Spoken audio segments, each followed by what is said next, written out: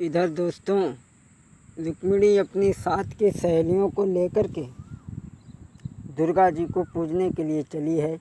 आरती का थाल सजा करके, अरे दुर्गा जी को पूजन रुक्मिणी बेटी चली भई जी। दुर्गा जी को पूजन रुक्मिणी बेटी चली भई जी। संग की सहेली ले लई जाने साथ में जी। ए जी कोई थार चली है सजबाई, दुर्गा जी को पूजन रुक्मिणी बेटी चली भई जी। ए जी जाने संग में, हाँ जाने संग में ले लई है सहेली, दुर्गा जी को पूजन रुक्मिणी बहना चली भई जी। इधर रुक्मिणी दुर्गा जी को पूजने के लिए चली है और सहेलियां तो मंदिर के बाहर खड़ी हैं और रुक्मिणी मंदिर के भीतर पूजा करने के लिए घुस गई। और इधर मंदिर के पीछे भगवान का रथ लगा है। भगवान देखने लगे हैं कि रुक्मिणी इनमें से कौन सी है। जैसे ही भगवान मंदिर में घुसने के लिए चले तो लड़कियों ने रोक दिया, काहे कहाँ जा रहे हो, इसके भीतर हमारी जीजी पूजा कर रही। बोले अपने जीजू को बुलाओ। बोले हमारी जीजी पूजा कर रही हैं और पूजा करके आएंगी, तब तक तुम यहीं खड़े हो। भगवान खड़े हैं, रुक्मिणी आई तो रुक्मिणी समझ गई। रुक्मिणी कहने लगी तुम कौन हो, क्या नाम है, कहाँ रहते हो। भगवान कहने लगे हमारा नाम कृष्ण है और मैं गोकुल में रहता हूँ और मेरा नाम कन्हैया है। रुक्मिणी कहने लगी अच्छा ये कमर में क्या है। बोले बांसुरी। बोले बजा सकते हो। भगवान कहने लगे वाह, बांसुरी बजवाए के मरवा डालो। इतनी सेना रुकुमपाल शिषपाल की है। तो रुक्मिणी कहने लगी बजा नहीं सकते तो कम से कम दिखा तो सकते हो। रुक्मिणी ने धीरे से हाथ बढ़ाया और भगवान ने हाथ बढ़ाया और जैसे ही रुक्मिणी ने हाथ बढ़ाया तैसे भगवान ने एकदम से झटका दिया, रथ पे बैठा लिया और भगवान चलने लगे। इधर रुक्मिणी की सहेलियां भाग करके गई हैं, महलों में पहुंची हैं और रुक्मिणी की माँ से समझा करके बोली है मैया गजब हो गया। माँ ने पूछा क्या हुआ, तो कहने लगी मैया अरे मैया रे मैया। माँ रुक्मिणी काऊ काले कलूटे के संग में चली गई। अरे मैया रे मैया बने पकड़ी कलैया और रथ में लई बैठाई, जीजी करिया संग भजी गई और माता मेरी बात बिगड़ी गई। ए जीजी करिया संग भजी गई, माता मेरी बात बिगड़ी गई।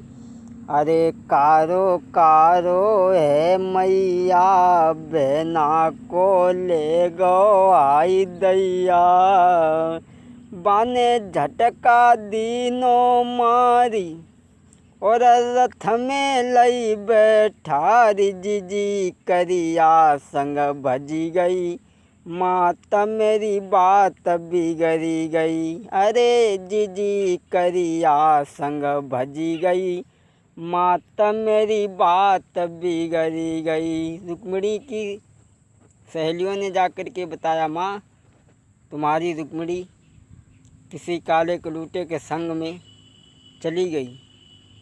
अरे वो तो कुछ भी उसने नहीं कहा, न जाने कब से सलाह आती। जब तक रुकुमपाल आ गया, कहने लगा, ये लड़कियों, रुक्मिणी कहाँ है? लड़कियां कहने लगी, रुक्मिणी को तो ले गो। कौन ले गया? कारो कारो हतु, काला काला। बोले हाँ।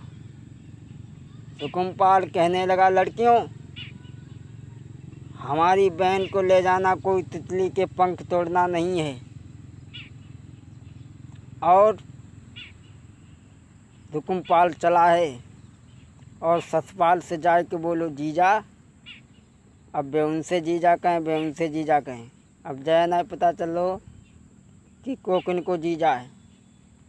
बोले भैया, तुम्हारी रुक्मिणी को वो कन्हैया ले गया। आज रुकुमपाल सतपाल ने 11 अक्षौणी सेना सजा करके चले हैं और बियाबान जंगल में कन्हैया के रथ को चारों तरफ से घेर लिया। और घेर करके रुकुमपाल कहने लगा, एक ग्वाल गमारा खड़ा रहे। और रुकुमपाल ने आवाज़ लगाई है, अरे ठाणो रहिए तू नीचू गमार रे, ठाणो रहिए तू नीचा गमार रे, ठाणो रहिए तोई दे कदुआ सो फारी रे, ठाणो रहिए। रुकुमपाल ने आवाज़ लगाई, अरे खड़ा हो जा। चारों तरफ से रुकुमपाल, जरासंध, शिशुपाल की 11 अक्षौणी सेना ने चारों तरफ से भगवान के रथ को जंगल में खेल लिया। एक गुप्त दूत के द्वारा बलराम को ये सूचना मिल गई कि कन्हैया का रथ घिर गया सेना के द्वारा। तो बलराम अपनो हल और मूसर लेकर के चले। उनको तो वही हथियार हतो। आते हैं कन्हैया के पास में और कहने लगे, कन्हैया तुम चिंता मत करो। और जोई बलराम की नज़र रथ में बैठी लड़की पे गई। बलराम कहने लगे, ओरे कन्हैया, ये क्या है? ये कहाँ से लाया? चुरा करके लाया। और बलराम क्या बोले हैं भैया, अरे कांते ले आए मोहन सुगर नारियल बेली, कांते ले आए मोहन सुगर नारियल बेली। अरे कौन की बहनी कौन की बेटी?